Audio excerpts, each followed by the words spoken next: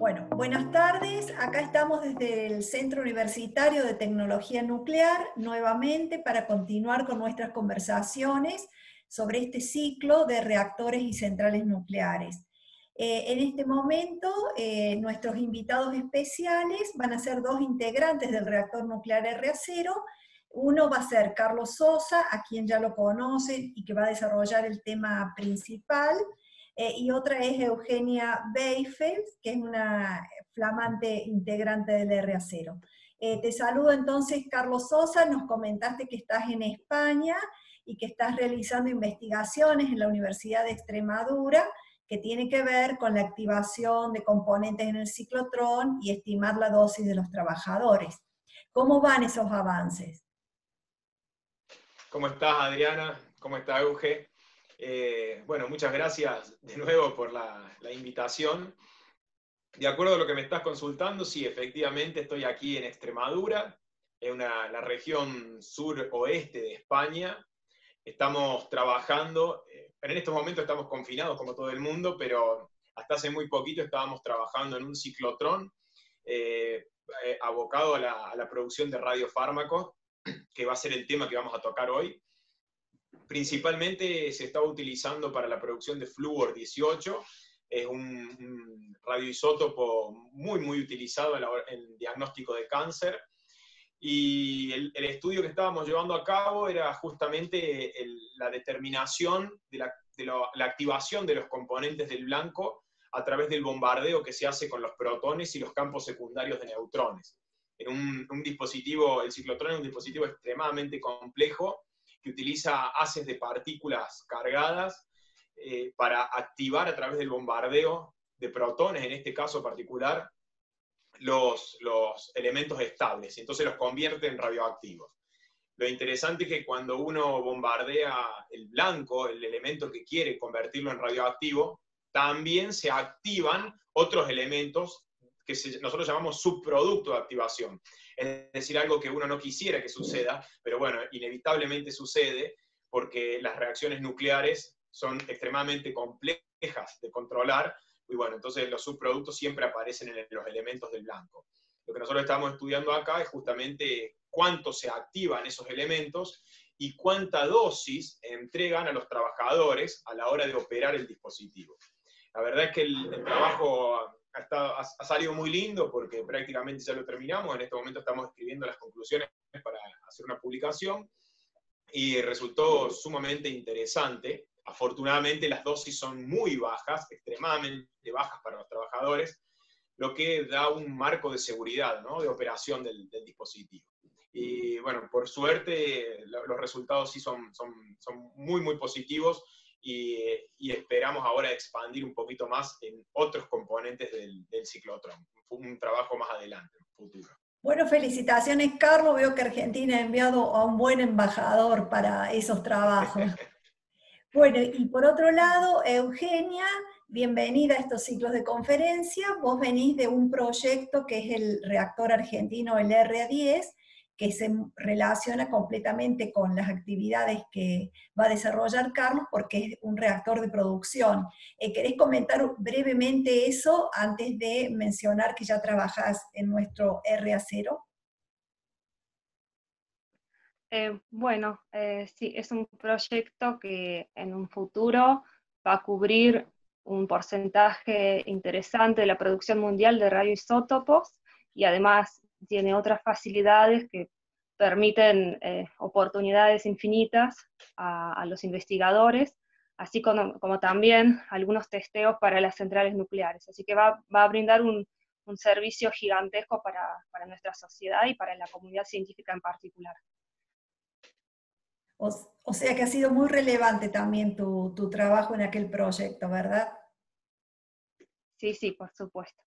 Así que bueno, ahora quería preguntarle a Carlos Sosa acerca de los radiofármacos, para que el público entienda qué son los radiofármacos. A ver qué nos puede contar. Bueno, Carlos, contanos qué son los radiofármacos. Bien, los radiofármacos son componentes, son elementos radioactivos a los cuales se le asocia generalmente alguna molécula biológica o alguna droga.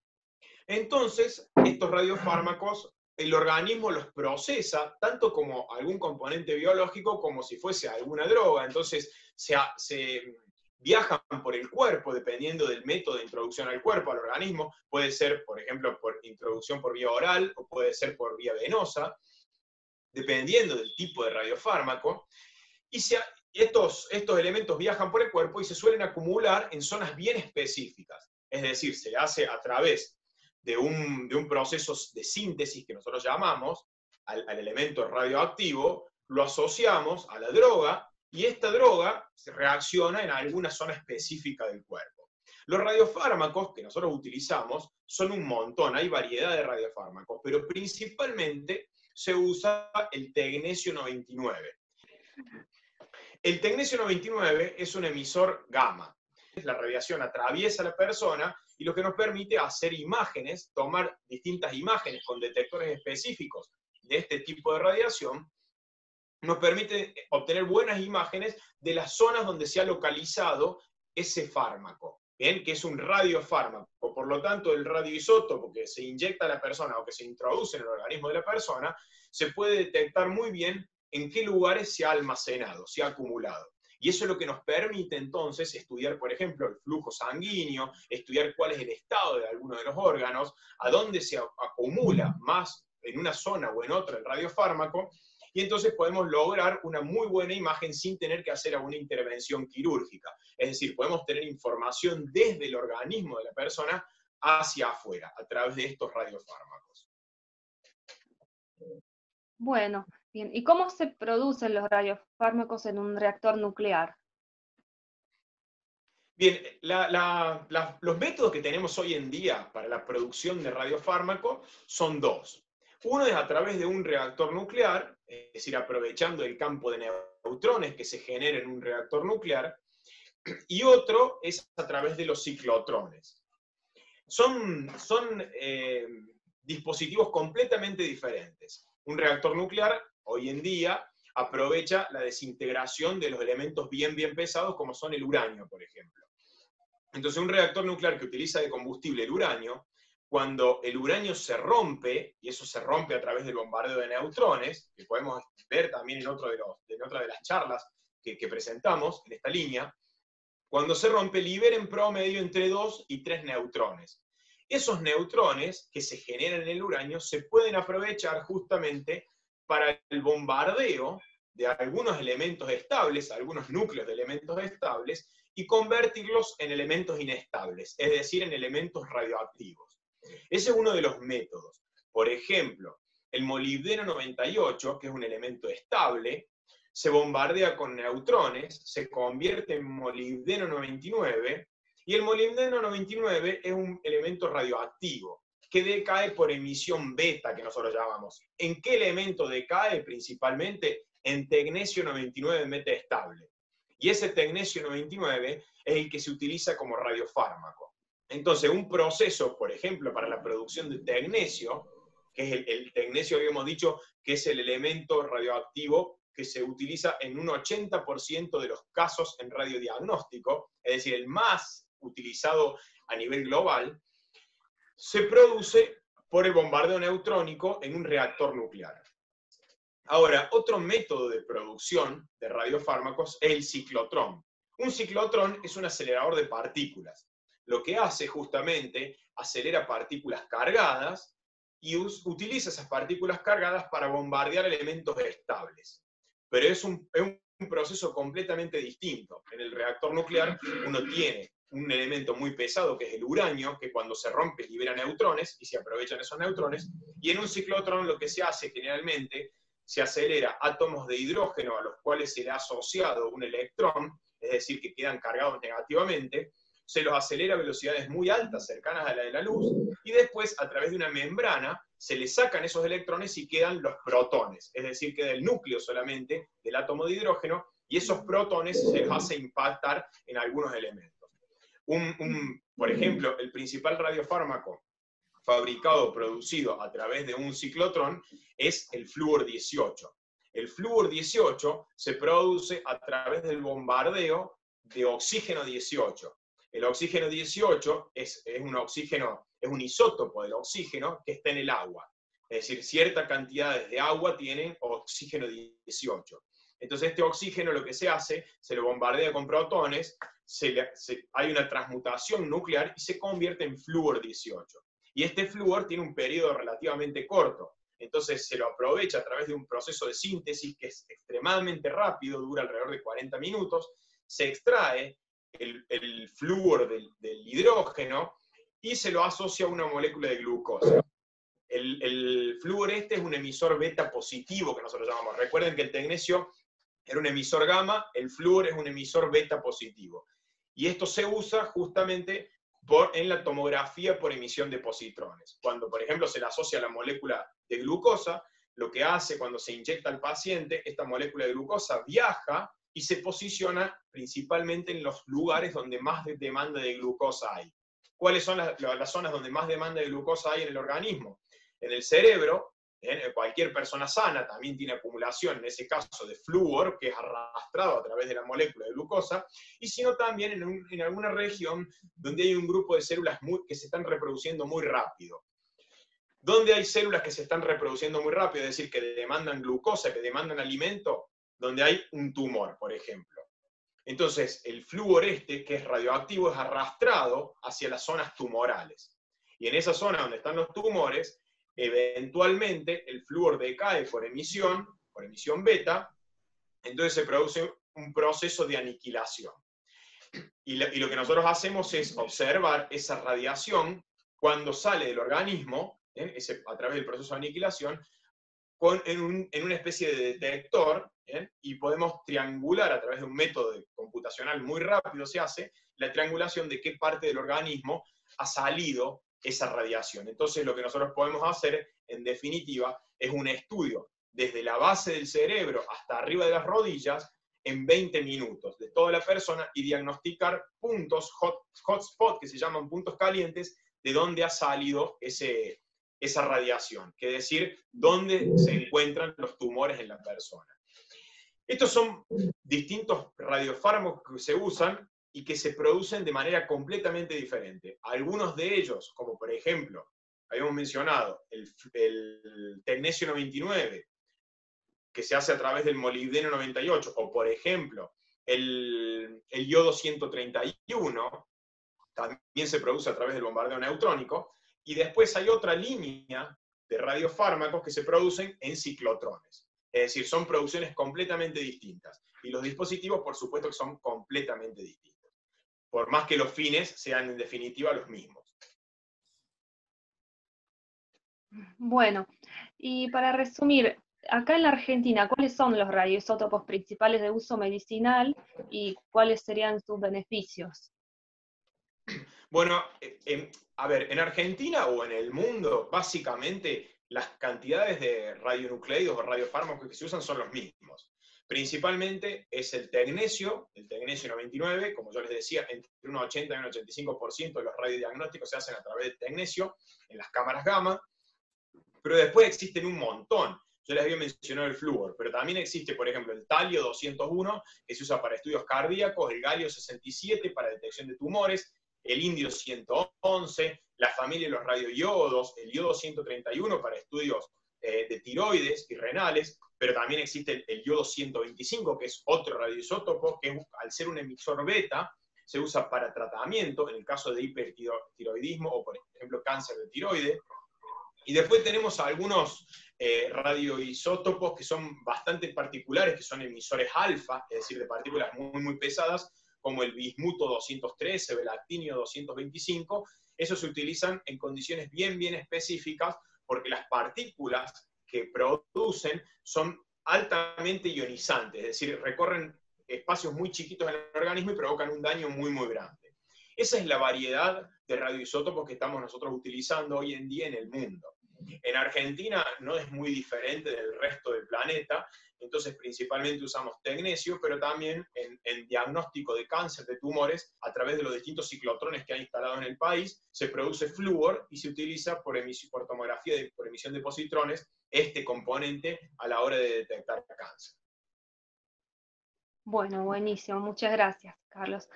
Y bueno, también quería preguntarte, acá en América Latina, ¿cuántos reactores de producción de radioisótopos hay? Bueno, en América Latina no hay un montón, de hecho en el mundo no hay gran cantidad de este tipo de reactores porque si nosotros ponemos a ver, se necesita un reactor nuclear con todo lo que eso implica para poder producir algunos radioisótopos bien específicos. En Argentina, por ejemplo, está el RA3, que ya tiene más de 50 años, en el Centro Atómico de Ezeiza. Ese es el principal productor de radioisótopos del país y también se producen ahí radioisótopos para exportar. Es decir, gran cantidad de los radioisótopos que exporta Argentina se producen ahí, en el RA3. Después, se está, como habías mencionado muy bien vos, está en construcción el RA10, que se va a utilizar en principio para suplantar al RA3 en la producción y abarcar un poquito más la demanda que hay a nivel global. Tanto el RA3 como el RA10 se van a utilizar, o sea, el RA3 se utiliza hoy en día principalmente para tecnecio, el RA10, el objetivo principal también es el tecnecio, además de otros, como por ejemplo el IO-231. Pero también tenemos en Chile, por ejemplo, en el Centro de Estudios Nucleares de La Reina, hay un reactor que se utiliza para la producción de radioisótopos, o en Perú, está en Guarangal, cerquita, muy cerquita de Lima, se utiliza también para producción de tecnesio 99 metaestable, y en México y Brasil también hay otros reactores. Pero después en el resto de Latinoamérica no tenemos más reactores para la producción de radioisótopos más que estos. Bolivia está en estos momentos en proceso de adquisición de dos reactores nuevos, dos centros en realidad de producción de radioisótopos, pero todavía no están construidos ni nada por el estilo. Están en proceso de... Falta un par de años. Hasta ahora, apenas esos países que mencioné tienen la capacidad de producir radioisótopos. Bueno, bárbaro. Y volviendo al tema de los diferentes métodos de producción de radioisótopos, ¿los ciclotrones compiten con los reactores nucleares o en realidad producen diferentes radiofármacos o la calidad es diferente? ¿Cómo es más o menos la cuestión? Bien, es una pregunta bastante interesante porque hoy en día tenemos distintos métodos, como ya le había mencionado. Básicamente los únicos dos que son rentables son un ciclotrón y un reactor nuclear.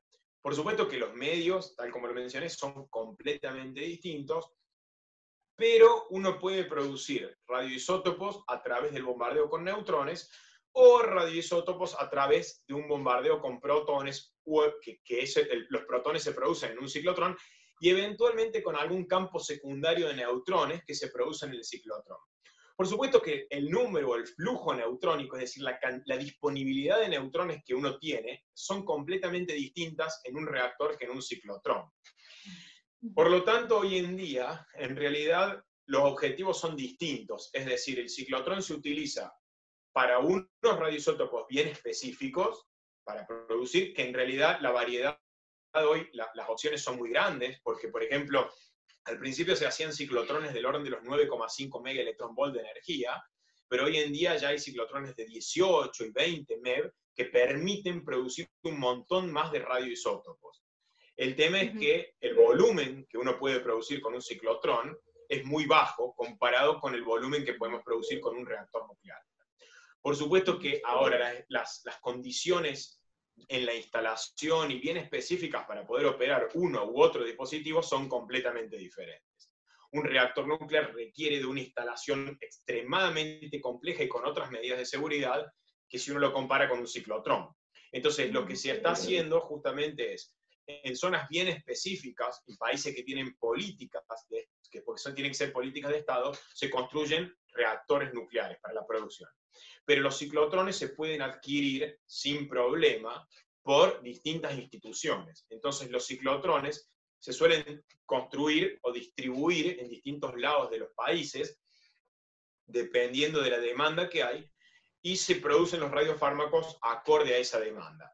Pero si nosotros, por ejemplo, hacemos una proyección, un ciclotrón que puede tener entre 2 y 3 bombardeos por día, 2 y 3 correas por día, pueden producir una cierta cantidad, por ejemplo, en el caso del flúor, para atender entre 30 y 50 pacientes por cada corrida. Pero si nosotros lo comparamos con un reactor nuclear puede, con una sola corrida, una vez por semana, puede producir todos los radioisótopos necesarios para un país entero esa semana. Entonces hay una diferencia muy grande entre una cosa y la otra. Lo que se hace en el caso de los ciclotrones es que se los instala justamente para cumplir con la demanda de una instalación en particular. ¿Cuánta gente se abarca? Por lo general se calcula entre 1 millón y 1,5 millones de personas, de una población de 1,5 millones de personas, por un ciclotrón, es decir, por cada ciclotrón.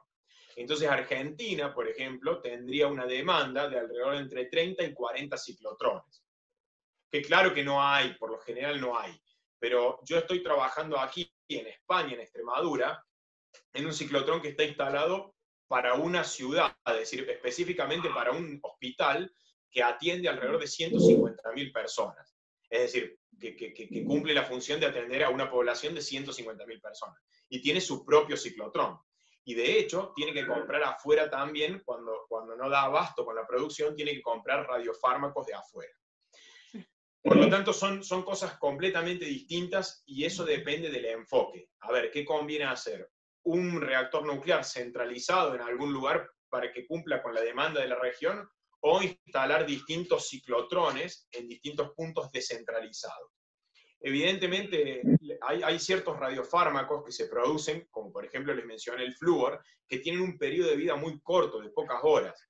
Entonces, ¿qué quiere decir que tenga poco tiempo de vida? Que cuando se produce, como el periodo de desintegración o de emisión es muy rápido, se tiene que consumir inmediatamente.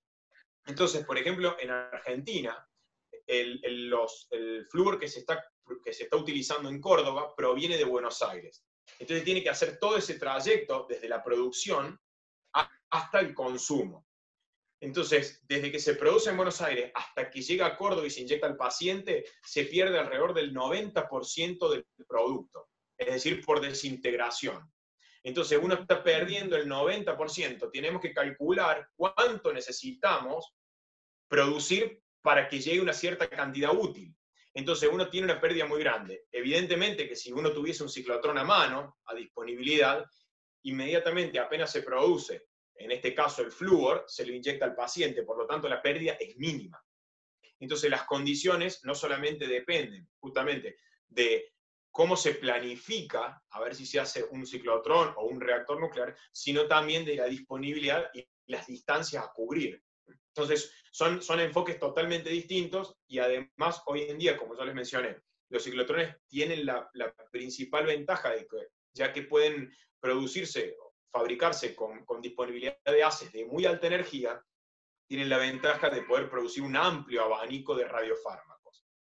Y entonces cuando uno instala un ciclotrón en un lugar muy cerquita del centro de consumo, es decir, si uno instala en la misma institución donde están después los detectores, entonces directamente se producen ahí, se inyectan al paciente o se le dan de tomar al paciente, dependiendo de la vía, y se puede hacer el estudio muy rápido.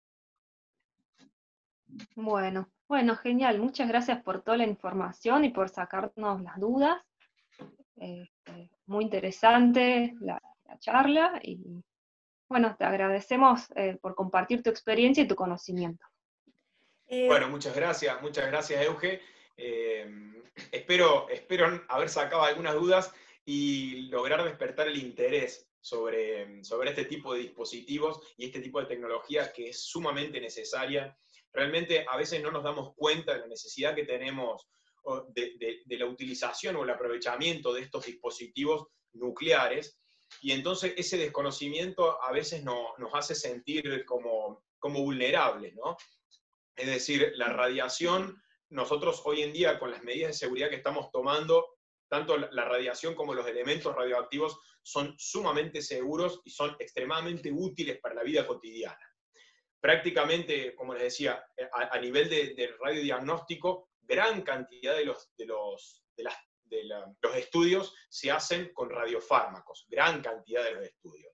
Tomografía por emisión de positrones, cámara gamma, SPEC, se estudia perfusión del miocardio. Hoy en día se están utilizando elementos muy pesados con emisión de partículas alfa para tratamientos paliativos de cáncer óseo, por ejemplo.